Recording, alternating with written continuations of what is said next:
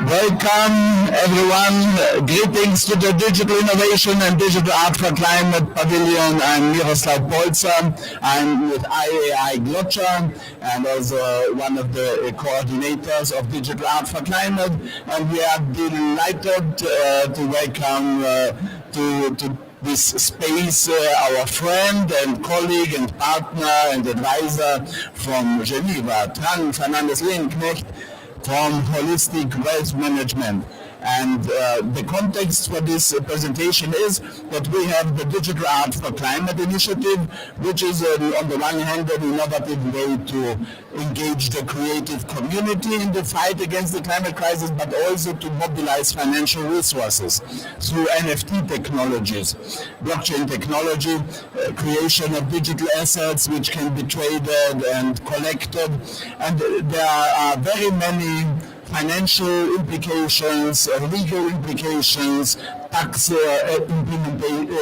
implications, and we are here to, and it's a new field, it's emerging, regulation is emerging, and we are here to share our knowledge. The main knowledge bearer is Trang, and we want to discuss this topic and to learn from one another, and we learn also with the community, with the digital solution providers, that we will develop solutions that are also then in a legal context and taxation context really aligned with the global movement and with national legislation, regulation. Trang, please, the floor is yours.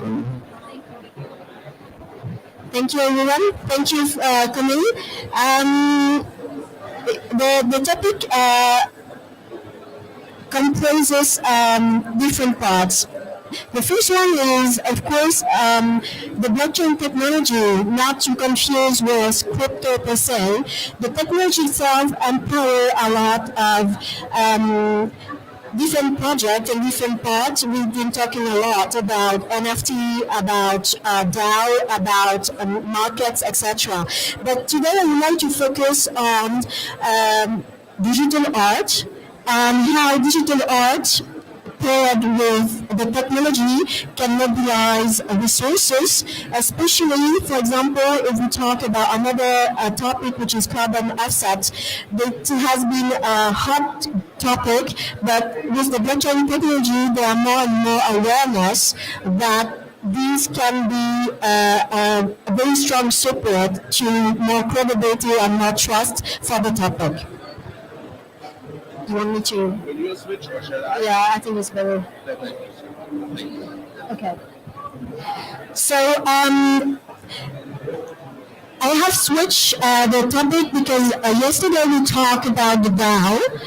Today I would like to focus more on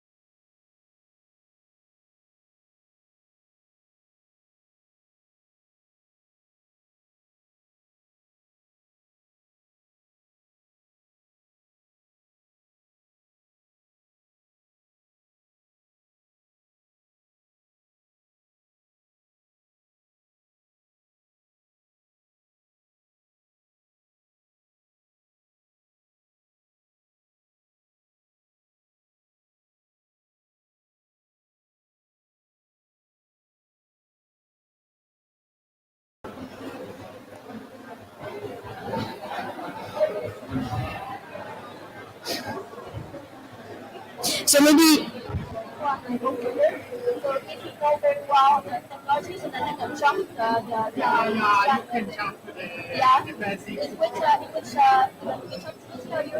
I'm a lawyer and I'm advising several tax startups in the crypto space and I'm here with fintech, blockchain technologies. Okay.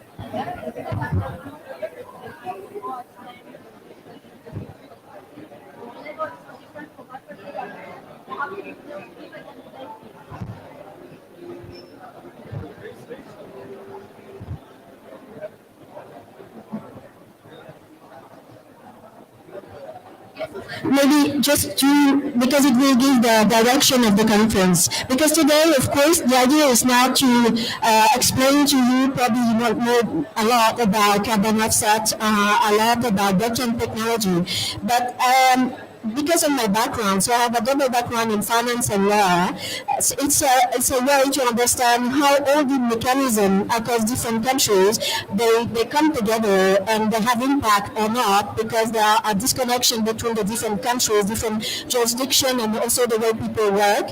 So it changed a lot the way solution can be brought to the different partners. So today I will give more a legal insight how things can move together so that we can achieve the impact that we're all looking for.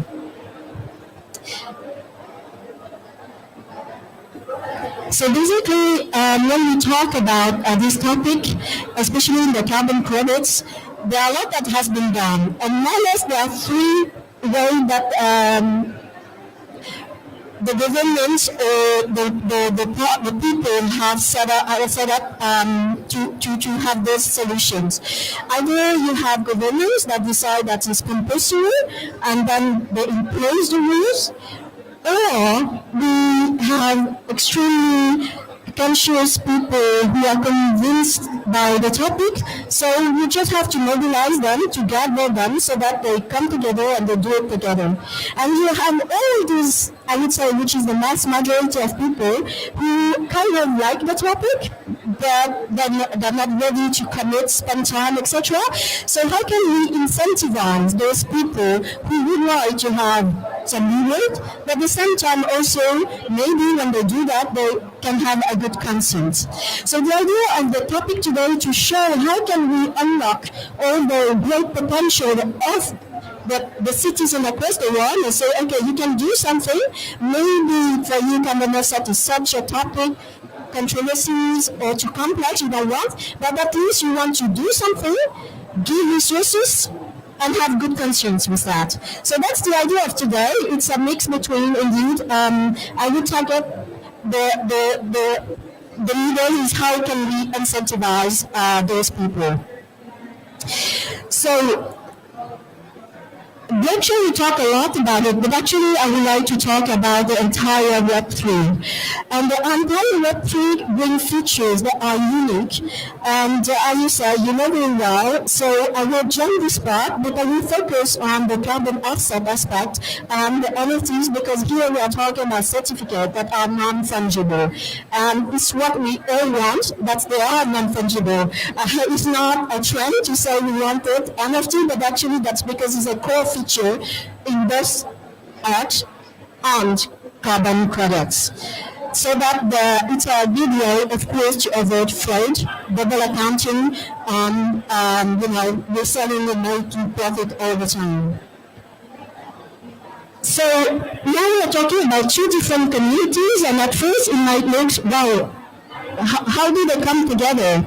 But actually, you probably know that 2020 and 2021 were the year of NFTs, especially in the entertainment sector, such as sport, such as art, etc. People suddenly realize, my God, it's a huge sector, so much money to do, etc. And at the same time, there were critics. What kind of critics? So much energy consumption. Okay, now we have the merge of Ethereum, absolutely, it's reduced almost 99% of energy consumption. That's the first step. That is more the artistic side. The artist has to be a conscious person, a conscious consumer, and he made the decision where he's gonna mint indeed his art, etc. But again, we would like to focus on the vast majority of citizens who would like to do something for the climate, but not spend too much time. Yesterday I talked about the DAO. I won't talk about it again because there is another tool, that instrument that can be used. And today we would like to focus on the NFTs. Why? Because of the NFTs, it's a good way to, every time you think about it, it's a ownership, a certification of ownership, but usually creative people, they love it. We can be very also creative how we use it so that we can mobilize resources through art for the benefit of sustainable projects. So, of course, we raise money with that, that is mobilizing some resources, and thanks to that we can provide, because we are saying we are selling art, but through this selling we are providing direct resource to finance carbon offsets credit certificates.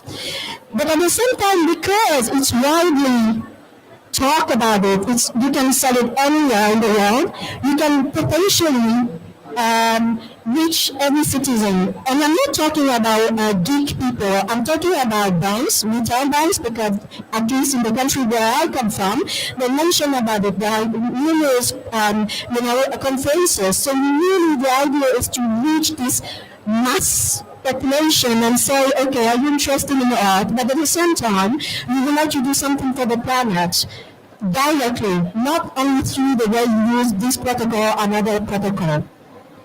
So it's a way also to help mobilization, because tokenization is a very specific also characteristic of the technology. And we know that tokenization basically is make something digital but fractionalize it so that you can sell it in many smaller pieces for every budget and a variety of stakeholders. Because when I say investors, it can be for your pension, it can be because you find it's for fun. Maybe you can points that they say every month I'll give you some pocket money.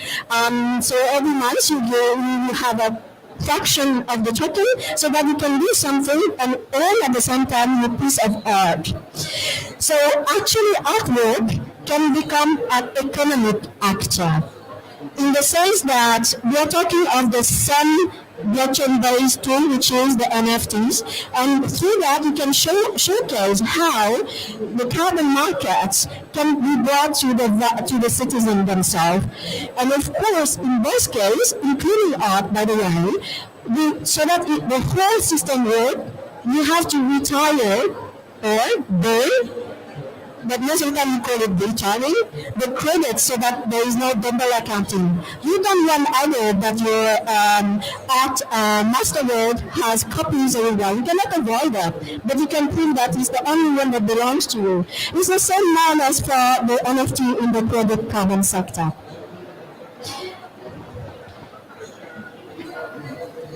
So how we there is a name now. I don't know why there's always a name, but maybe it helps to remember. Here we are not talking about traditional finance. We are not talking about only sustainable finance, because we are far beyond that. And the word impact finance or impact investing, etc., has been widely used, and it has somehow lost also. There's no time now to talk about impact investing. Now it's time, because of its emergency, to talk about regenerative finance, because we want to recreate what the Earth has given to us, and that it's losing its qualities and benefits. So now we are talking about regenerative, and family or not family, it's through a technology that a lot of people talk about that, but they know exactly how much we can do and the potential of it. And I believe that if we adapt now, a holistic approach. We are not only talking about crypto speculation, not talking about only one part of the technology, but the technology itself is a tool. On how you use a tool, it's how you can get the most benefit of it. So here I'm talking about art, because art is the way you can move people, the way you can also talk to people, but actually you could combine a lot of things together so that you can really achieve the goal that you have, which is indeed, in this case, mobilizing resources for the planet, and through art, but it can be through things that speak to people. Because I believe I jump a lot on the very technical aspect, because this exists, but actually, if we want to reach the citizen, if we want quickly outcomes, impactful benefits, we need to talk to people with a topic that they can understand, which is art. And everything takes place most of the time in this case on-chain, because it's the on-chain writing that can bring all the benefit of the technology. It means transparency, immutability, the ledger, of course, the tokenization aspects, etc., etc. So, a quick comparison, and then we will finish with that, is this is a few main top benefits of the technology, and I will make a comparison you will see in the next slides. Yes. Why, in this case, in Arctic Carbon, it works. So if I go quickly to the main, you know that it enables data to be managed and stored. It ensures, of course, transparency and mutability. We can create a share ledger, scale up the rights, or at least authentic the rights, and facilitate the greatest number possible of questioning. So all this quality, decentralization, traceability, public ledger, community, and that is very important. Tokenization, we all know about it, we all talk about it, but how can we put that into realization to achieve your goal? Is that we want, in the case of digital art, in the case of carbon offset, is we want it to be democratized. Because the carbon sector, basically it's 90%, not even more, by governments, or at least very large companies, very large entities, and the voluntary market is there are less secure data. It's still opaque. There are a lot of things that has to be verified, authenticated, etc. But if we can, through the technology, to make it more available, give access to a larger number of people, it's what I call democratization. And that's there and say it, like I said, actually yesterday about the DAO, it's a fruit democracy. And actually, I'm choosing this word because we soon we're talking about it with Harvard, talking about what are the new democracies, and one of which is through the blockchain technology. And of course, when you have talked to most of the citizens in this country, you want it to be available, but available in terms of budget. Because if you say, wow, look, we have this, but nobody can afford to buy it, but through tokenization, you can reduce the price and also increase the number available. That is, of course, possible, and even that's the only way to go. And because you have made all these characteristics of the technology, you have reduced costs, because project origination takes a lot of time and cost. I talked today, by the way, with a Brazilian businessman who is doing this through the forest in Amazonia, and he buys lands, and it's been 2 years. the time that he made all the calculation, how much carbon they can capture, certification, all the engineer, all the drawings you look through the idea, it takes 2 years. That's a lot of cost. So can we improve that so that we can reduce the cost and make the project more affordable? And once you have a democratization affordability, of course you need it to be liquid. Because if you buy it and you know that you are stuck to it and you cannot do anything with it, it's not possible. And liquidity increase security, and it increase, of course, also the trading between different people. And scalability comes with liquidity, because now because you have liquidity, you need to have scalability in terms of project, but also in terms of resources, financial resources, technical resources. And then, of course, you strengthen the whole investment case. You can explain to people how does this work, etc. And because you did everything, you've been able to show that it's verified. You've been able to show that it has been regulated. You were able to show that all the cost has been, controlled. So you build more trust and more credibility, both in the technology itself, by the way, even though it's one of the best innovation lately, and of course in the way digital art, foremost, but also carbon, but it can be in other sector. They all come together. They are fantastic solutions, but trust is key in this case, and I believe that this technology can bring trust to the community. Thank you very much. I'm open to questions. I've been very quick, but yeah.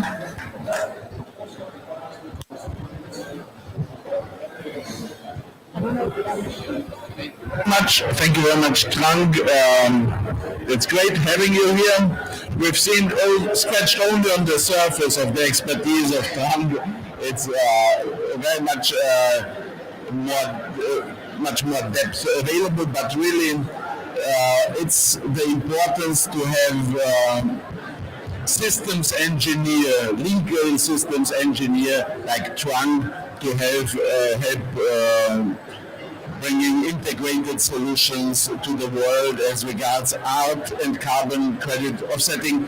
We are working on individual carbon footprint compensation crypto stamps, where we are issuing editions of thousands of our of NFTs from the artwork that we collect from art competitions, or by inviting high-profile artists, and then people will be able to purchase them anywhere online, or also especially in shops, post shops, but also in fuel stations. That's something which is quite near, when people are filling up the fuel of their cars.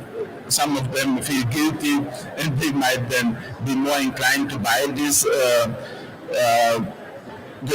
individual carbon footprint compensation, NFTs, badges, crypto stamps, however we will call it in the end. And the point is that with the art, we inspire people, people want to own the art. It's somehow in the nature of people, and once they start using the technology, once they bring these solutions on their mobile phones, then a total universe of climate action empowerment can be opened up for them, and they will be also able, with this NFT as a key, to channel the financial resources from the NFT sales to the projects that they care about. They can channel financial resources in their local community, in thematic communities that they are part of or that they want to support. They can identify specific regions, specific demographics that they want to support. We are especially eager to develop solutions for youth climate action empowerment. Yeah, so there's really huge potentials. We are convinced this is the big game changer in the world, NFT-empowered individual climate action, and with partners like Trang we can do it. Are there any questions? Law expert? I was curious about your initiative. Are you using your own marketplace, or are you... Yes, we are collaborating with Unique Network NFT platform. It's on the Polkadot and Kusama blockchain ecosystems, proof of stake blockchain with a really minimal environmental footprint. And we have now already our digital art for climate marketplace where initially it is on the based on cryptocurrencies, paying with KSM. But since yesterday we've presented in a press conference here at COP27 a new solution of with checkout.com. We have now the possibility that people can buy the NFTs with credit cards. So no KYC, no need to have cryptocurrency for these purchases. And through this, we are opening up this world of solutions to the general public, because otherwise it's too demanding really to get cryptocurrencies, and this is really a big progress that we have made these days. To scale up this market, you need a healthy market. So what do you think is the role of the regulation, a state regulation of this market? What do you think about it? I don't know from which country you are from. I'm from Brazil. Ah, okay. So, for example, I will tell, there are different markets, but I will tell you about Switzerland. I'm a Swiss runner, right? So, we have been one of the most advanced markets in terms of regulation. We have a great expertise in finance, so we know, of course, what type of problems we can face. And the way that our regulation has decided to implement, and then I will answer your question, is for us, somehow, of course, the technology does bring new features. But at the end of the day, regulation is always protecting the consumer, protecting the investors, and as you said, a healthy system on which you build trust. So, and you are right in the sense that sustainable finance was somehow it's the same, so people didn't believe in it, right? So, the idea is indeed to set some. The way Switzerland function is more soft in the sense that we believe. Sorry, I have to go to a meeting. Yeah. Whenever you are finished, we run out. I can answer your question after, yes? So, thank you very much for your very interesting questions. You can continue. I Yeah. just wanted to say that I have Okay. to continue as long as you wish. Miriam would then take the broadcast. So, actually, the way is that we kept, we say the laws, they apply to crypto as well, blockchain technology, etc. There are only a few specific rules to tackle specific risks. So, the fact that the regulation is just the first part to help the trust. And then the second part is how you enforce that. And our authorities have been in that sense, for example, when in my sector I talk to the federal government or the cantonal government, etc., they are the first one to say, come to us, explain to us the issue so that we learn, and hopefully we can find a solution that works for you, but also for the government. And at the moment, I must say that the crypto sphere, altogether, blockchain technology is involved in signature and whatever you want. There are a lot of trust, and indeed it has helped a lot that a lot of companies are coming to Switzerland to start the company. But if we go, your question was more related to carbon, right? It's because we had two kinds of regulation. It's the crypto regulation and the carbon market regulation. When we put both together, how to regulate these two things that are in different tracks?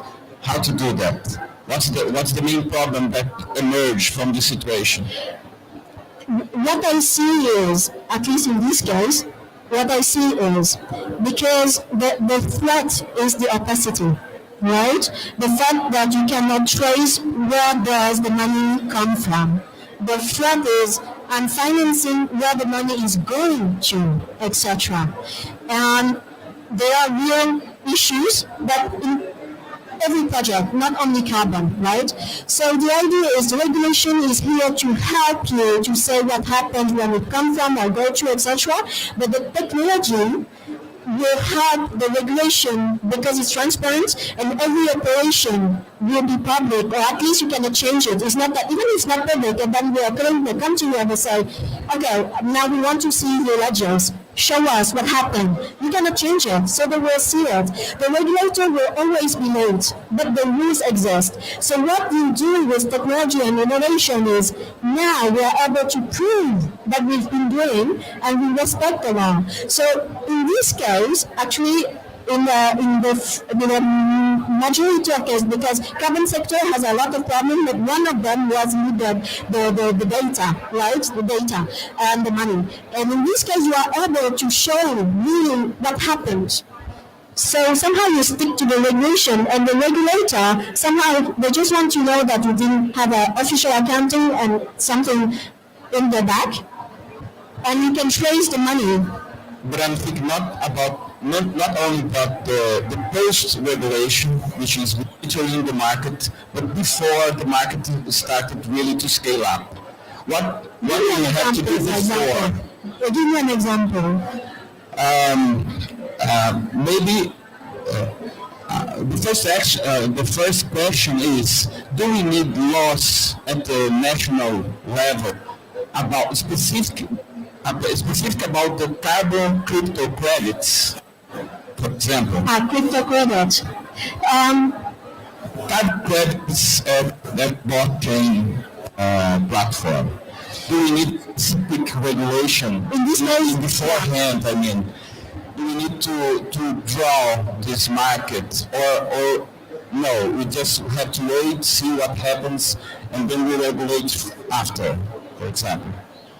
Or do we need something beforehand to be sure that the market's going to work? Yes. So I would say that